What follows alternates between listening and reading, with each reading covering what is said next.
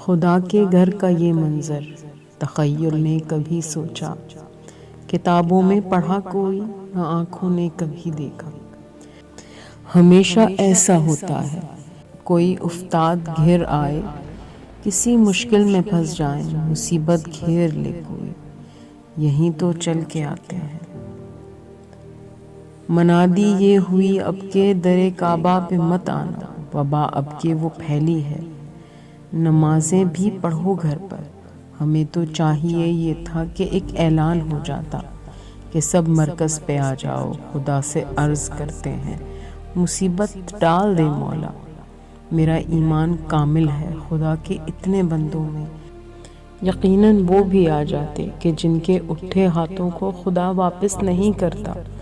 زباں سے جب وہ کچھ کہہ دیں تو پھر وہ ہو کے رہتا ہے۔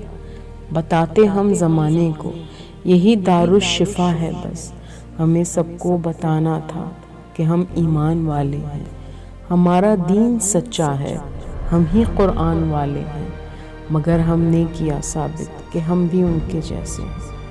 مجھے تو خوف آتا ہے کہیں ایسا نہ ہو اب کہ جب یہ دھند چھٹ جائے، حرم میں ہم جو داخل ہوں تو آنسو خشک ہو جائیں، جو روئیں باب کعبہ پر تو ہنسنے کی صدا آئے، جو چومے حجر اسود کو خوشی دل میں نہ ہو کوئی۔